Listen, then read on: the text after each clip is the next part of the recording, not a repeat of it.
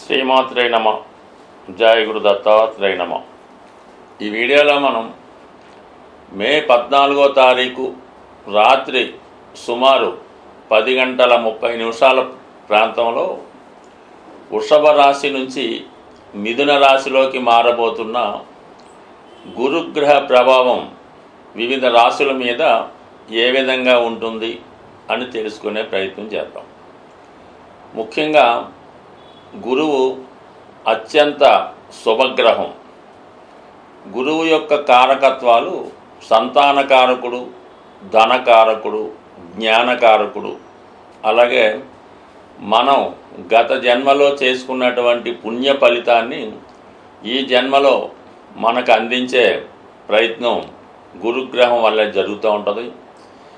మనం ఈ జన్మలో చేసుకున్నటువంటి పుణ్య కార్యక్రమాలు, ధర్మ కార్యక్రమాలు అన్నీ కూడా గురువు మనకి వేరే రూపంలో అనుగ్రహించడం జరుగుతూ ఉంటుంది. అలాగే గురువు ఒక శుభగ్రహ రాశిలోకి ప్రవేశించినప్పుడు ఆ శుభగ్రహం యొక్క రాశి ఫలితాలను కూడా కలిపి మనకి అందించడం జరుగుతూ ఉంటుంది.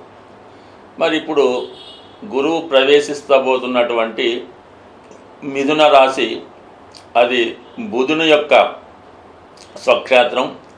బుధుడు ఒక విద్యార్థి లాంటి వాడు అన్నమాట. చాలా యువకుడు అవటం వల్ల విద్యార్థిగా ప్రతిదీ తెలుసుకునే ప్రయత్నం బుధుడు చేయడం జరుగుతూ ఉంటుంది. అలాగే విద్య, ఉన్నత విద్య, టెక్నాలజీ బుధుడు కారకత్వాల్లో ఉంటాయి. అలాగే వ్యాపారానికి కూడా బుధుడే కారణమవుతుంటాడు. ఇప్పుడున్నటువంటి అకౌంటెంట్స్ అవనవ్వండి, ఈ ఫైనాన్స్ అవనవ్వండి, వాటి లెక్కలు, వ్యవహారాలు, అంటే మొత్తం వ్యాపారం అంతా కూడా బుధుడు యొక్క తెలివితేటల మీద రాశిలో, లగ్నంలో బుధుడు ఉన్నటువంటి స్థితిని బట్టి ఆధారపడి ఉంటాయి. అటువంటి బుధుడు రాశిలోకి గురుగ్రహం ప్రవేశించడం వల్ల ఇది ఎక్కువగా విద్యార్థులకి చాలా ఉపయోగపడుతూ ఉంటుంది, వ్యాపారస్తులకి ఉపయోగపడుతూ ఉంటుంది. ముఖ్యంగా వ్యాపారం అభివృద్ధి చెందుతూ ఉంటుంది, మనీ రొటేషన్ పెరుగుతుంది. దానివల్ల ఏంటంటే జనులందరికీ కూడా ఈ ఫలితాలు అందడం జరుగుతూ ఉంటుంది. వాణిజ్యంగా ఒక రాష్ట్రమో, ఒక దేశమో, ఒక నగరం ఎదిగినప్పుడు అందులో ఉన్న వారందరికీ ఏ విధంగా ప్రయోజనం కలుగుతుందో ఈ సమయంలో కూడా అందరూ జ్ఞానవంతులై, విజ్ఞానవంతులై మంచి కార్యక్రమాల యందు ఆసక్తి చూపడం జరుగుతూ ఉంటుంది. ఆ కారణాల వల్ల మరి బుధుడు యొక్క రాశిలోకి గురుగ్రహ ప్రవేశం ఏ ఏ రాశుల వారికి అనుకూలంగా ఉంటుంది అనుకున్నప్పుడు సాధారణంగా గురువు కేంద్రాల్లోకి వచ్చిన, అంటే 7, 10, 4 వచ్చిన కోణాల్లోకి వచ్చిన, అంటే 5, 9లోకి వచ్చిన అనుకూలిస్తాడు. అలాగే ధనస్థానంలోకి, లాభస్థానంలోకి వచ్చినప్పుడు విశేషంగా ధనం ఇవ్వడం జరుగుతూ ఉంటుంది. కేవలం గురువు తను మీ యొక్క రాశికి ఏ ఏ భావాలకి కారకత్వాలు వహిస్తుంటాడో ఆ ఫలితాలతో పాటు గురువు సహజంగా ఉన్నటువంటి సంతానాన్ని, ధనాన్ని, విజ్ఞానాన్ని, సంస్కారాన్ని కూడా ఇవ్వడం జరుగుతూ ఉంటుంది. అంటే మనకేమి దశలతో సంబంధం లేదు. సాధారణంగా గురువు 5వ స్థానంలోకి వస్తే సంతానాన్ని ఇవ్వడం, 9వ స్థానానికి ఇస్తే ఉన్నత విద్య, ఇవి కామన్గా జరుగుతుంటాయి. అటువంటి శుభగ్రహం ఇప్పుడు మిథున రాశిలోకి రావడం జరిగింది. మరి మిథున రాశిలో ఏ గ్రహం వచ్చినా కూడా దాని యొక్క ఫలితాలు చాలా తొందరగా ఇవ్వడం జరుగుతూ ఉంటుంది. అంటే బుధుడు అతి శీఘ్రంగా ప్రయాణించే గ్రహం. అంటే చంద్రుడి తర్వాత వేగంగా ప్రయాణించే గ్రహం బుధ గ్రహం. అటువంటి బుధ గ్రహంలోకి, బుధుని యొక్క రాశిలోకి గురువు రావడం వల్ల కంపల్సరిగా రావడమే అటు విద్యా వ్యవస్థ బాగుపడుతుంది, వ్యాపారం పెరుగుతుంది, మీడియేటర్గా ఉన్న వాళ్ళందరికీ కూడా చాలా అనుకూలంగా ఉంటుంది. ముఖ్యంగా విదేశ వ్యవహారాలు బాగా చక్కబడే అవకాశం ఉంది. మరి ఇదే సమయంలో గురుగ్రహం ఏదైనా ఒక రాశిలోకి ప్రవేశించినప్పుడు ఆ ప్రవేశించిన రోజు నుంచి పుష్కరాలు ప్రారంభమవుతాయి. అంటే పుష్కరాల్లో ఏ నదికి పుష్కరం వస్తే ఆ నదిలో స్నానం చేయడం వల్ల మరి వ్యక్తుల యొక్క పాపాలు నశిస్తాయని, వారి యొక్క పెద్దలు సంతోషిస్తారని, మరి జాతకుడు పరిపూర్ణంగా ఉండడం జరుగుతుంటుంది. మరి ఈ సంవత్సరంలో మరి ఇప్పుడు గురువు మారడం వల్ల సరస్వతి నదికి పుష్కరాలు రావడం జరుగుతూ ఉంది. ఇది కూడా ఒక విధంగా మరి విద్యార్థులకి, వ్యాపారస్తులకి అనుకూలంగా ఉంటుంది. కాబట్టి మీ యొక్క రాశులను బట్టి మిగతా గ్రహాల స్థితిని బట్టి వీళ్ళున్న వాళ్ళు అంటే కేవలం ఈ పుష్కరాలు వచ్చినప్పుడు సరస్వతి నది అనుకోకుండా అవకాశం ఉన్న వాళ్ళు అక్కడ స్నానం చేయొచ్చు. లేని వాళ్ళు ఆ 12 రోజుల్లో ఏదో ఒక పుణ్య నదిలో కూడా మనం స్నానం చేసినా ఆ ఫలితం మిగతా వాళ్ళందరికీ కూడా రావడం జరుగుతుంటుంది. కాబట్టి ఇది ఒక రెమెడీ లాగమాట. మనం ఏదన్నా గురుగ్రహం అనుగ్రహం కావాలంటే ఈ పుష్కరాలు జరిగే సమయంలో నదీ స్నానం చేయడం వల్ల జాతకుడి యొక్క పుణ్యం మరింత బలమై జాతకుడు ఇంకా ఆరోగ్యంగా ఐశ్వర్యంగా ఆనందంగా ఉండే అవకాశం ఉంటుంది. మీనరాశి వారికి మిథున రాశిలో ప్రవేశించినటువంటి గురువు ఒక విధంగా వీళ్ళ యొక్క అదృష్టం మారబోతుంది. 4వ స్థానం అంటే మదరు, మనశ్శాంతి, విద్య, వాహనం, అలాగే మీ యొక్క క్యారెక్టరు, నడవడిక, ఇంట్లో వాతావరణం ఏ విధంగా ఉంటుందన్నది 4వ స్థానం బట్టి చెప్పడం జరుగుతూ ఉంటుంది. జీవితంలో ఎవడన్నా సుఖపడాలన్నా, సుఖంగా నిద్రపోవాలన్నా, మంచిగా వాళ్ళు ప్రయాణం చేయాలన్నా 4వ భావం కరెక్ట్గా ఉండాలి. అంటే కొన్ని భావాలు కొన్ని టైముల్లోనే వాటి ప్రభావం చూపించడం జరుగుతూ ఉంటుంది. కానీ చతుర్థ భావం ఆ విధంగా కాదు.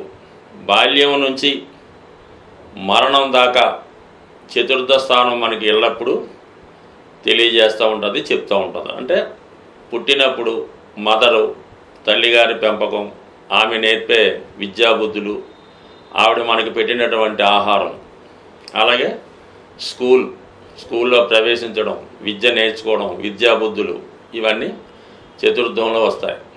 దాని తర్వాత విద్య కంప్లీట్ అయిన తర్వాత ఉద్యోగంలో ఎటువంటి ఉద్యోగాన్ని అంటే కంఫర్టబుల్గా సిట్టింగ్ ఆఫీసులో కూర్చొని చేసే ఉద్యోగమా, బరువులు మోసే ఉద్యోగమా, తిరుగుతూ చేసే ఉద్యోగమా, విదేశంలోనా స్వదేశంలోనా, తల్లిగారికి దూరంగానా, అది కూడా చతుర్థ స్థానం చెప్తూ ఉంటుంది. దాని తర్వాత వివాహం అయిన తర్వాత భార్య యొక్క ప్రవర్తన ఏ విధంగా ఉంటుంది, మీ యొక్క సంసారం ఏ విధంగా సాగుతూ ఉంటుంది, ఇంట్లోకి వెళ్తే స్వర్గంలా ఉంటుందా నరకంలా ఉంటుందా అన్నది అక్కడ చెప్తూ ఉంటుంది. వివాహం అయిన తర్వాత మీరు మీ సంసారంలో, మీ కుటుంబంలో, మీ ఇంట్లో మీ తల్లిగారికి ఎంత విలువ ఉంటుంది, ఆవిడకి ఎంత గౌరవం ఉంటుంది అన్నది కూడా చతుర్థం బట్టి చెప్తుంది. ఇంకా దాని తర్వాత పెళ్ళైన తర్వాత సొంత గృహం కట్టుకోగలరా, అద్దింట్లోనే ఉంటారా, లేదంటే ఏదన్నా మంచి బంగ్లా ఉంటుందా, అపార్ట్మెంట్ ఉంటుందా, డబుల్ బెడ్రూమ్ ఉంటుందా, లేదంటే కేసీఆర్ ఇచ్చిన ఇల్లు ఉంటుందా, అది కాకపోతే పూరి గుడిసె ఉంటుంది అన్నది కూడా చతుర్థం బట్టి చెప్తుంది. అది అయిపోయిన తర్వాత శేష జీవితం ఆధ్యాత్మికంగా గడుపుతాడా, పిల్లలంతా బాగా చూస్తారా, చివరి జీవితంలో ఏమైనా ఫుడ్ పెడతారా, ఇది కూడా 4వ స్థానం బట్టి ఆధారపడి ఉంటుంది. దాని తర్వాత చివరికి జీవన ప్రయాణం ఎండింగ్లో కూడా ఇతని సంస్కారాలు ఏ విధంగా జరుగుతాయి, గౌరవప్రదంగా అంతిమ క్రియలు జరుగుతాయా, లేదంటే పక్కన వాడేస్తారా, ఇది కూడా 4వ భావాన్ని బట్టి ఆధారపడి ఉంటుంది. అంటే ఇది ఇంతగా చెప్పాలంటే ఇప్పుడు గురువు 4వ స్థానంలో ప్రవేశించాడు కాబట్టి ఇప్పటి వరకు మీరు ఏ స్థాయిలో ఉన్నా, అంటే ఏ స్టేజ్లో ఉన్నా అవి మీకు అనుకూలంగా ఉంటాయని చెప్పడం జరుగుతూ ఉంటుంది. మరి ఈ గురువు జీవకారకుడుగా ప్రతి సంవత్సరం ఒక రాశి మారుతూ ఆ రాశిలో ఉన్నటువంటి సమస్యల్ని పరిష్కరించుకుంటూ మళ్ళా జాతకుడిని ఒక మంచి మార్గంలో పెట్టడానికి ప్రయత్నం జరుగుతూ ఉంటుంది.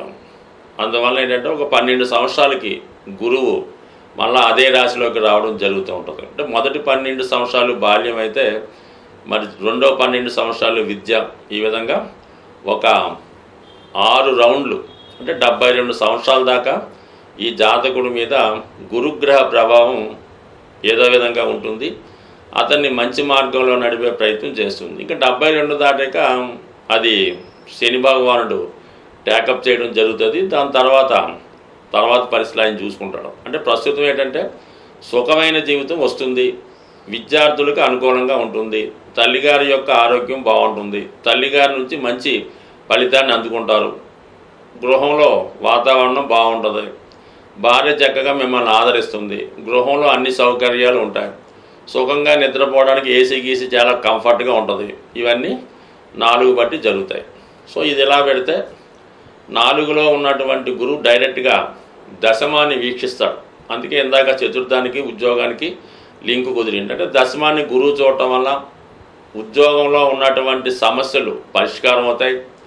అధికారులు మీపై ఆదరణ చూపుతారు. వృత్తిలో మీకు గౌరవం పెరుగుతుంది. మీ సబార్డినేట్స్ మిమ్మల్ని బాగా సహకరిస్తారు. మీ పైన ఎంత భారం పెట్టినా కూడా దాన్ని ఎటువంటి పొరపాటు లేకుండా చాలా వరకు కంప్లీట్ చేయడం జరుగుతూ ఉంటుంది. సో ఇక ముఖ్యంగా గృహం చతుర్థంలో ఉన్నాడు కాబట్టి మరి ఈ రాశి వారికి ఒక విధంగా మీనరాశి వారు 2 సంవత్సరాల క్రితమే సొంత గృహం కొనవలసి ఉంది.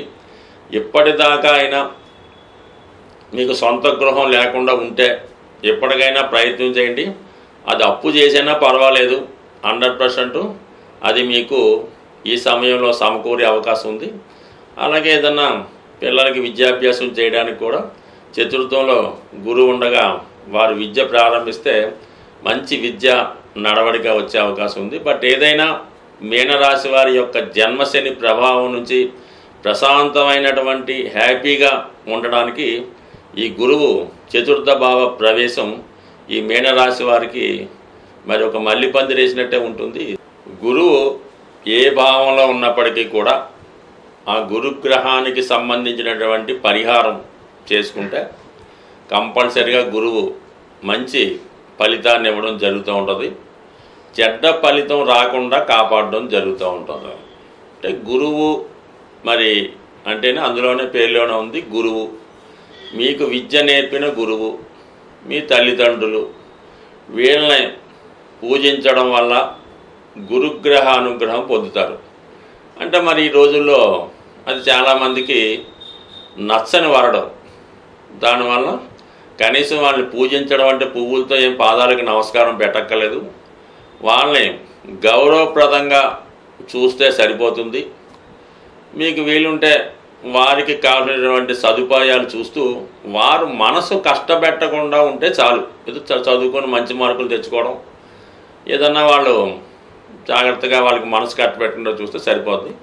ఇది కామన్గా ఇప్పుడు జరిగే పనులు కాదు. కానీ ముఖ్యంగా దత్తాత్రేయుడు త్రిమూర్తి స్వరూపమైనటువంటి దత్తక్షేత్రాన్ని దర్శించి చక్కగా ఆ దత్తుడిని పూజించవచ్చు. లేదా రాఘవేంద్ర స్వామి, లేదా మన షిరిడి సాయిబాబా వారు, వీళ్ళని ఆశ్రయించి చక్కగా గురుసేవ చేసుకుంటూ ప్రశాంతంగా ఉంటూ అదొక చేసుకోవచ్చు. అంటే గురు చరిత్ర చదువుకోవడం, ఆ గురు చరిత్రలో చెప్పిన విధంగా నడుచుకోవడం, ఇది కూడా గురుగ్రహ అనుగ్రహానికి కారణమవుతూ ఉంటుంది. వీటన్నిటికన్నా ది బెస్ట్ ఏంటంటే ఏదైనా గురువారం రోజు గోశాలను సందర్శించి అక్కడ ఆ గోశాలని శుభ్రంగా తుడిసి అక్కడ ఉన్నటువంటి చెత్త చెదారం తొలగించి దోమలు ఈగలు రాకుండా ఆ గోవుకి శుభ్రంగా ఏదో కూలరో ఫ్యానో ఏర్పాటు చేసి సంవత్సరం కోసారన్నా ఆ గోరక్షణ చేయడం వల్ల, గోవుకి శుభ్రంగా స్నానం చేయించడం వల్ల, గోవుకి అనేక రకాల పదార్థాలు ఏమి అక్కర్లేదు కానీ చక్కగా పచ్చగడ్డి పెట్టడం వల్ల మీకు విద్య కావలసిన వాళ్ళు పచ్చగడ్డి పెట్టండి, ధనం కావలసిన వారు తోటకూర పెట్టండి, అలాగే ఆరోగ్యం కావలసిన వారు నానబెట్టిన శనగలు పెట్టండి. సో ఏది పెట్టినా మంచి ఫలితం ఇవ్వగలిగేది గురుగ్రహానికి చాలా మంచి రెమెడీ మన ఈ గోసేవ. దీని అన్నిటికన్నా అన్ని గ్రహాలకి మంచిగా చేసే ఒక రెమెడీ ఏంటంటే మీరు అంటే ఇంకా మన చేత కాదు, ఇంకా మొత్తం అన్ని ఇబ్బందులు మనకే ఉన్నాయి, అటు భార్య విడిచిపెట్టింది, తల్లిదండ్రులు తరివేశారు, అప్పులో ఇబ్బంది పెడుతున్నారు, కట్టుకోవడానికి సరైన బట్ట కూడా లేదు అనుకున్నవారు మీరేం చేస్తారంటే ఏదైనా ఒక టెంపుల్లో చక్కగా మకాం అక్కడికి మార్చేయండి. ఆ టెంపుల్లోనే పడుకోవడం, పొద్దున్నే 4 గంటలు లేచి శుభ్రంగా ఆ టెంపుల్ని శుభ్రంగా తుడిసేసి వచ్చిన పూజారి గారికి సహాయం పడుతూ వచ్చిన భక్తులకి ఏదో దారి చూపించడం, వాళ్ళకి పూజలో సహకరించడం చేస్తూ కేవలం ఆ గుడిలో ప్రసాదం మాత్రమే తింటూ ఒక వారం రోజులు ఈ విధంగా చేయడం వల్ల జన్మల దరిద్రం తీరిపోతూ ఉంటుంది అన్నమాట. అంటే మీకు మన ఊర్లో గుడి అనుకోండి, సిగ్గుపడవచ్చు, ఏం పర్లేదు, మీరు వేరే రాష్ట్రమైనా వేరే దేశమైనా లేదు కొద్దిగా దూర ప్రాంతంలో ఉన్న గుడైనా చక్కగా ఆ గుడిలో సేవ చేసి ఆ నైవేద్యాన్ని స్వీకరించి చాలా మరి అంటే అక్కడ కూడా కొంత నియమంగా ఉండాలి. కొంతమంది ఆ గుళ్ళో పడుకొని గుళ్ళో చేస్తూ రాత్రి మందు కొడుతుంటారు. అలా కాకుండా చాలా జాగ్రత్తగా ప్రశాంతంగా పవిత్రంగా ఉండడం వల్ల చాలా మంచి ఫలితం రావడం జరుగుతూ ఉంటుంది. ఇది ఒకసారి చేసి చూడండి. మరి ఈ మధ్యనే ఒక గురువుగారు నాకేం చెప్పారంటే, మనకి శ్రీశైలంలో కొన్ని ఆశ్రమాలు ఉంటాయి. ఋషులు లాంటి వాళ్ళు ఆశ్రమం చేసుకుని వచ్చిన వాళ్ళకి భోజనాలు పెడుతుంటారు. అటువంటి ఆశ్రమంలో కూడా మీరు అంటే ఇటువంటి ఇబ్బందుల్లో ఉన్నవాళ్ళు అక్కడ ఆశ్రమంలో చేరిపోయి వాళ్ళకి ఏం డబ్బులు కట్టక్కర్లేదు, అక్కడ ఆశ్రమంలో సేవ చేస్తూ అక్కడ ఉన్నటువంటి మిగతా వాళ్ళకి సేవ చేస్తూ వాళ్ళు పెట్టింది తింటూ ఒక వారం రోజులు ఉన్నా కూడా ఎటువంటి ఇబ్బంది అన్నా పోయే అవకాశం ఉంటుంది. స్వస్తి.